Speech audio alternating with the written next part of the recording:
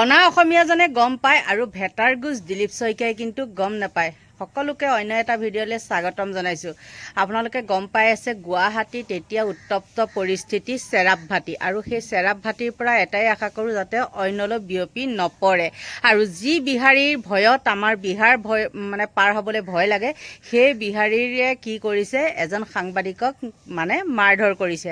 আৰু আপোনালোকক সকলোখিনি বাৰু দেখাই দিম, কিন্তু তাৰ আগতে আপোনালোকক কওঁ, আজি এটা সাক্ষাৎকাৰ চাইছিলোঁ দিলীপ শইকীয়াৰ। সেই ভেটাৰ গুজ সভাপতি হিমন্তই আচলতে যি কৰিছে ঠিকেই কৰিছে। যাক যি স্থানত ৰাখিব লাগে সেই স্থানত তেওঁ অকল চহীটোৰ বাদে অইন একো কামতেই নালাগে।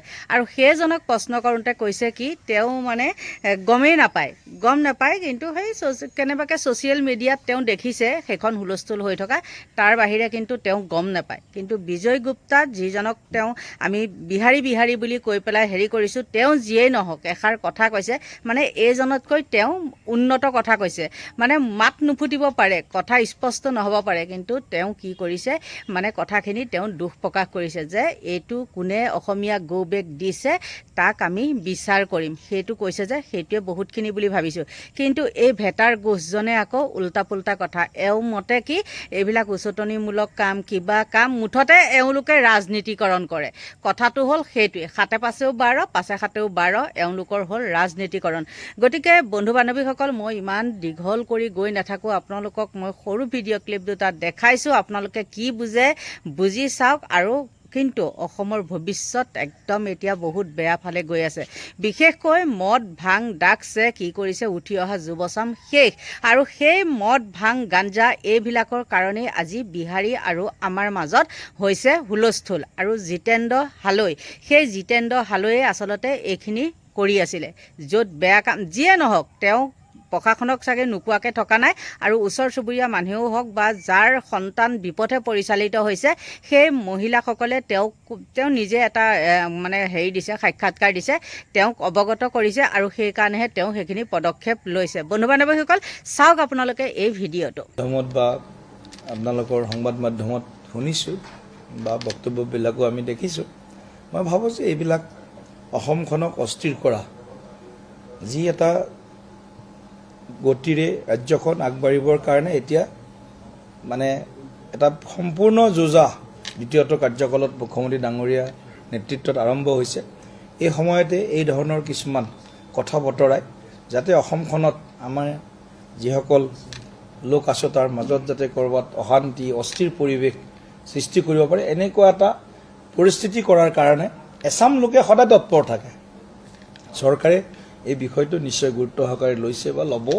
আৰু ইতিমধ্যে আমি যিখিনি খবৰ গম পাইছোঁ যে হালৈ বোলা যিগৰাকী ব্যক্তি আছিলে, তেখেতে ফেচবুকতো এটা আগতীয়াকৈ তেখেতে এটা পোষ্ট দিছিলে যে কাইলৈ মই 12 বজাৰ বা 1 বজাৰ ভিতৰত চেৰাপভাটিত উপস্থিত থাকিম, তাত সকলো অসমীয়াক আহিবৰ কাৰণে কিবা তেনেকুৱা এটা পোষ্ট দিছে, মই চোৱা নাই। গতিকে এই ধৰণৰ কথাবিলাক অসমীয়া ভাৰতবৰ্ষ বা অসমত থকা সকলো জাতি জনগোষ্ঠীৰ লোকে অসমীয়া, অসমক ভাল পোৱা সকলো অসমীয়া, অসমৰ সুখে দুখে থকা আৱেগ অনুভূতিৰ লগত থকা সকলো অসমীয়া এই কামে। তাত বিহাৰী বেলেগ, বঙালী বেলেগ, হিন্দীভাষী বেলেগ, এইটো মিয়াক সুযোগ কৰি দিয়াৰ বাহিৰে, মিয়াক অসমখনক অস্থিৰ কৰি দিয়াৰ এটা পৰিৱেশ নিৰ্মাণৰ বাহিৰে একো নহয়। মই দুয়োপক্ষকে বিনম্ৰতাৰে আহ্বান জনাইছোঁ যে এই ধৰণৰ কথাবিলাকত আমি নোসোমোৱাই ভাল। আমি এক অসমীয়া হৈ সনাতনী পৰম্পৰাটোক কেনেকৈ শক্তিশালী কৰিব পাৰোঁ সেইটোতে সকলোৱে আজিৰে পৰা যি হ'ল, কালি যদি ক'ৰবাত কোনোবাই ভুলো কৰিছে, মই কোন শুদ্ধ কোন ভুল আজি মই তাৰ নিৰ্ণয় দিব নোৱাৰোঁ বা দিয়া উচিতো নহয়। কিন্তু কথাটো হ'ল কি, এই সময়খিনিত যাতে আমি সকলো এক হৈ থাকোঁ। এই ধৰণৰ কথা বাৰ্তাবিলাকে জাতিটোক ক'ৰবাত নহয় ক'ৰবাত আঘাত কৰিব। গতিকে আমি সকলো সাৱধান হৈ অসমীয়াৰ বৰঘৰত বহিৰাগতৰ দপদপনি।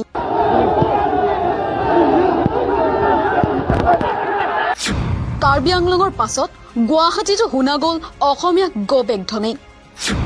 অনা অসমীয়াৰ আক্ৰমণৰ বলি হ'ল গণতন্ত্ৰৰ 2 স্তম্ভ।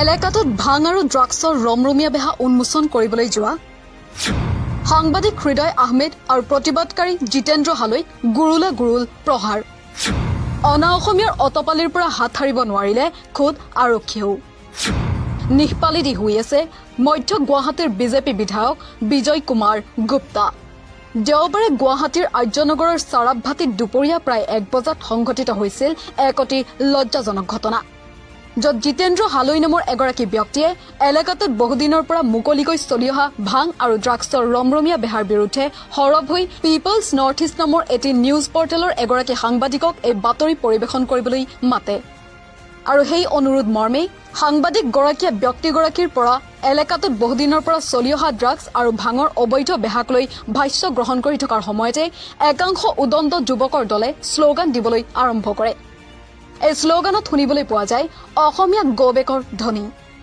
আচৰিত অসমৰ ভূমিতেই অসমীয়াকেই গৌবেক কোৱা হৈছে ইয়াতকৈ আৰু আচৰিত আৰু লজ্জাজনক ঘটনা আৰু কি হ'ব পাৰে উল্লেখ যে এই ঘটনা আৰু অধিক হিংসাত্মক হৈ পৰে যেতিয়া একাংশ উদণ্ড যুৱকৰ দলে জিতেন্দ্ৰ হালৈক আক্ৰমণ কৰে তেওঁক ৰাজপথত বগৰাই প্ৰহাৰ কৰা হয় আনকি বাতৰি সংগ্ৰহ কৰিবলৈ যোৱা সাংবাদিক হৃদয় আহমেদে যেতিয়া নিজৰ প্ৰাণ ৰক্ষাৰ্থে পলায়নৰ চেষ্টা কৰে তেতিয়া সাংবাদিকগৰাকীকো এদল উদণ্ড যুৱকে পিছফালৰ পৰা মূৰত আক্ৰমণ কৰে সাংবাদিকগৰাকীক মূৰত ঘুচিয়াই সাংবাদিকগৰাকীয়ে পৰিধান কৰা চাৰ্ট তেজেৰে লুতুৰি পুতুৰি কৰি পেলোৱা হয় সাংবাদিকগৰাকীৰ সতীৰ্থ ভিডিঅ' জাৰ্নেলিষ্টৰ ওপৰতো প্ৰহাৰ কৰা হয় আনকি পৰিস্থিতি নিয়ন্ত্ৰণ কৰিবলৈ চেষ্টা কৰা আৰক্ষী এগৰাকীৰ ওপৰতো আক্ৰমণ কৰে এই অনা অসমীয়া উদণ্ড যুৱকৰ দলটোৱে উল্লেখ যে এই উক্ত ঘটনাৰ পাছত এগৰাকী খিলঞ্জীয়া ব্যক্তিক আৰু গণতন্ত্ৰৰ দুই মূলস্তম্ভ আৰক্ষী প্ৰশাসন আৰু সাংবাদিকৰ ওপৰত হোৱা আক্ৰমণক তীব্ৰ গৰিহণা দিয়ে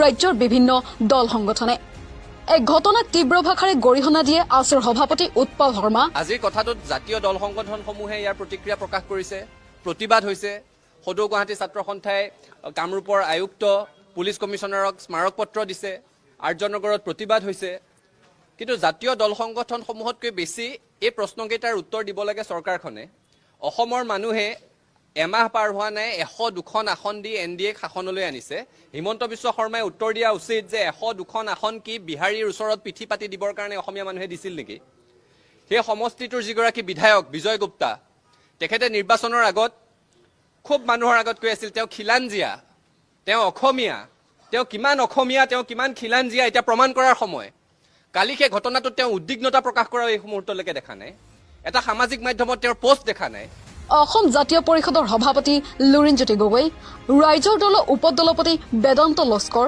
আজি খিলঞ্জীয়া মানুহক গুৱাহাটী চাৰাবভাটিত খিলঞ্জীয়াৰ মুখ্যমন্ত্ৰী বুলি দাবী কৰা হিমন্ত বিশ্ব শৰ্মা চৰকাৰৰ দিনত অসমীয়া গৌবেক ধ্বনি দিছে আৰু গণতন্ত্ৰৰ চতুৰ্থ স্তম্ভ সাংবাদিকে সংবাদ পৰিৱেশন কৰিবলৈ যোৱাৰ অৱস্থাত অনা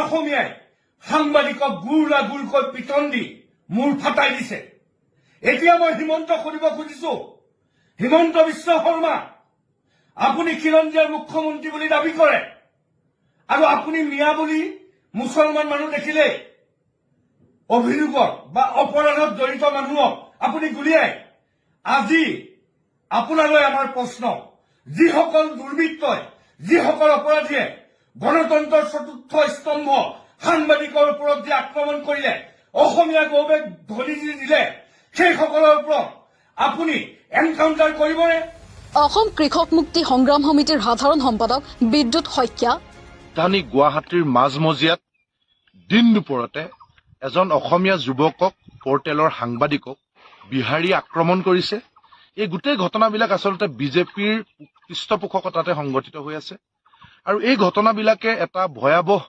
অসমীয়া জাতিটোৰ বা অসমৰ ভৱিষ্যতৰ ইংগিত বহন কৰিছে এতিয়া যিটো বিষয়ক লৈ গোটেই গণ্ডগোলটো হৈছে আজি যদি আমি চাওঁ যে মূলতঃ পল্টন বজাৰ উলুবাৰী চেৰাভাট্টি ফটাহিল আৰু ভৰলুমুখ এই অঞ্চলবিলাকত মুকলিকৈ মদ ভাং চুলাই মদ আৰু ড্ৰাগছৰ মুকলি বেহা সংঘটিত হৈ আছে পুলিচৰ অজ্ঞাতে মানে সাধাৰণ মানুহে যিবিলাক কথা গম পায় কিন্তু ইমান ব্যাগুম পুলিচ বিভাগ এটাই, য'ত থানাকে থানা, ইন্সপেক্টৰকে ইন্সপেক্টৰ, পুলিচ, তাকো স্মাৰ্ট পুলিচ বুলি কোৱা হয় গুৱাহাটী। এই পুলিচ প্ৰশাসনৰ সন্মুখতে পুলিচ প্ৰশাসনে কিন্তু বোলে গম নাপায়, কিন্তু সাধাৰণ মানুহে গম পায়, পৰ্টেলৰ সাংবাদিকে গম পায়, পুলিচ প্ৰশাসনে গম নাপায়। নে এতিয়া আমি যদি চাওঁ যে পুলিচ প্ৰশাসন বুলি ক'লে যিজন মানুহৰ কথা আহে, সেই মানুহজন হৈছে ডক্টৰ হিমন্ত বিশ্ব শৰ্মা। ডক্টৰ হিমন্ত বিশ্ব শৰ্মা যোৱা 10টা বছৰ কেৱল মুখ্যমন্ত্ৰী নহয়, গৃহ বিভাগৰো দায়িত্বত আছিল।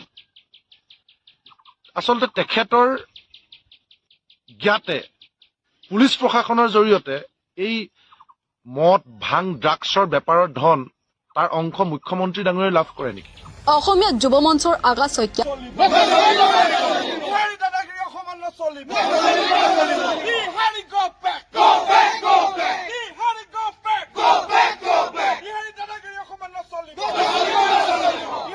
আৰু গুৱাহাটী প্ৰেছ ক্লাবেও। পিছে এই নিন্দনীয় ঘটনাক লৈ সামাজিক মাধ্যমত এটাও পোষ্ট বা লেখনি পোৱা নগ'ল মধ্য গুৱাহাটীৰ বিধায়ক বিজয় কুমাৰ গুপ্তাৰ।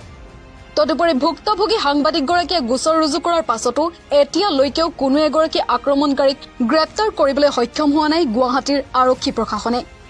উল্লেখ্য যে কালি নিশা সমাজকৰ্মী সুকুমাৰ বৰ্মনে আৰ্যনগৰৰ সেই উক্ত এলেকালৈ গৈ এই ঘটনাক তীব্ৰ গৰিহণা দিয়ে।